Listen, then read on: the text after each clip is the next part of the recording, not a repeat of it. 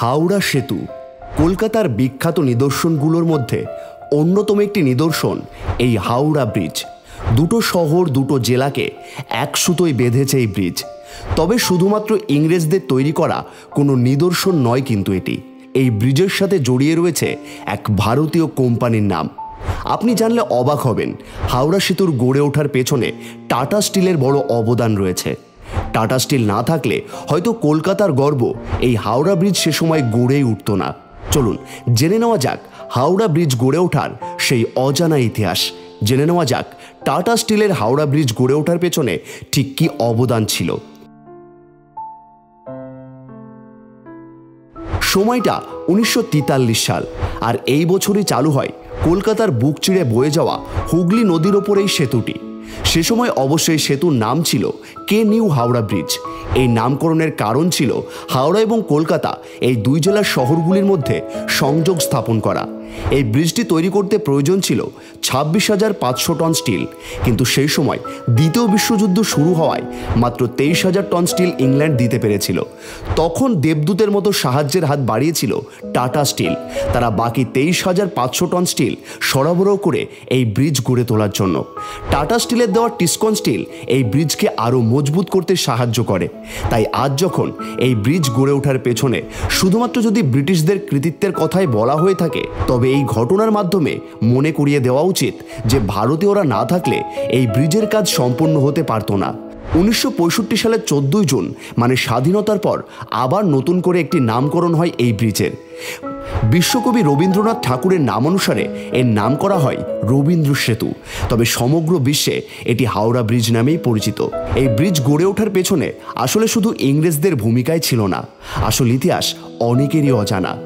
অদ্ভুতভাবে এই ব্রিজে কোনো নাটবল্টু ব্যবহার করা হয়নি, বরং রিভেট জয়েন্ট বা রিভেটিংয়ের মাধ্যমে এই ব্রিজের নির্মাণ কাজ সম্পন্ন হয়েছিল। 5 বছরের পরিশ্রমের ফলস্বরূপ 1942 সালে পৃথিবীর দ্বিতীয় বৃহত্তম ক্যান্টিলিভার ব্রিজ হাওড়া ব্রিজের নির্মাণ কার্য সম্পন্ন হয়। জাপানে বোমাবর্ষণের ভয়ে ব্রিটিশরা এই ব্রিজের আনুষ্ঠানিক কোনো উদ্বোধন করেনি। 1943 সালের ফেব্রুয়ারি মাসে সর্বপ্রথম এই ব্রিজটি জনসাধারণের জন্য খুলে দেওয়া হয়। এটি প্রতিদিন প্রায় 1 লক্ষ যানবাহন এবং সম্ভবত 1.5 লক্ষেরও বেশি পথচারী এই ব্রিজের ওপর দিয়ে চলাচল করে। হাওড়া ব্রিজকে বর্তমানে বিশ্বের 6ষ্ঠ দীর্ঘতম সেতু বলা হয়ে থাকে। এই ব্রিজ গড়ে ওঠার মূল কারণ ছিল সে সময় ব্রিটিশদের কলকাতা থেকে হাওড়ায় নৌকার মাধ্যমে মালপত্র নিয়ে যেতে বিভিন্ন প্রতিকূলতার সম্মুখীন হতে হচ্ছিল। তাই ব্রিটিশ সরকার ইংরেজ চিফ ইঞ্জিনিয়ার জর্জ টার্নবুলকে একটি ব্রিজ তৈরি করার দায়িত্ব দেয়। সেই বছরই তিনি এই ব্রিজ বানানো নিয়ে রিপোর্ট পেশ করলেন, কিন্তু তখন এই ব্রিজটি তৈরি করা সম্ভব হয়নি। তারপর সময় বয়ে যায়। অবশেষে 1871 সালে এই ব্রিজটি নির্মাণ করার জন্য তৈরি করা হয় কলকাতা পোর্ট ট্রাস্ট। এই ট্রাস্টের হাত ধরে 1874 সালে তৈরি হয় হাওড়া ব্রিজ। এই ব্রিজটি 1548 ফুট দীর্ঘ এবং 62 ফুট চওড়া একটি পন্টুন ব্রিজ ছিল। একসময় ব্রিজের মাঝখানের অংশটি জাহাজ চলাচলের জন্য খুলে দেওয়া হতো, তবে সেই সময় এই কারণে ব্রিজের দুপাশে বিরাট যানজট তৈরি হতো। এইভাবে ধীরে ধীরে নতুন ব্রিজের নির্মাণের প্রয়োজনীয়তা বোধ করল সরকার। প্রয়োজন হলো এমন একটি ব্রিজের যেটি একই সাথে জাহাজ চলাচলের জন্য সুবিধাজনক হবে এবং যান চলাচলেরও কোনো ব্যাঘাত ঘটবে না।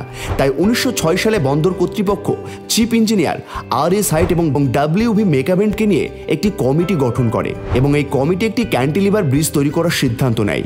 এর মধ্যে বিভিন্ন মতান্তরের কারণে প্রকল্পটি পিছিয়ে যায়, আর এরই মধ্যে প্রথম বিশ্বযুদ্ধের ঘণ্টা বেজে যায়। ফলে হাওড়া ব্রিজের কাজ সাময়িকভাবে বন্ধ হয়ে যায়। এরপর প্রথম বিশ্বযুদ্ধ শেষ হলে আবার সেই ব্রিজ নির্মাণের কাজ শুরু হয়। সে সময় আর.এন. মুখার্জিকে নিয়ে একটি নতুন কমিটি তৈরি করা হয়।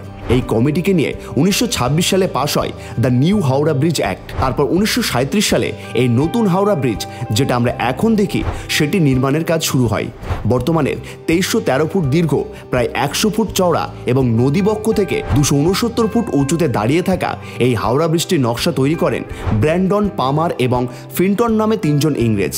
Brathwaite, burn and Jessop construction company বা বিবিজে নামের এই কোম্পানির তত্ত্বাবধানে প্রায় 25 মিলিয়ন টাকা খরচ করে তৈরি করা হয় এই ব্রিজ।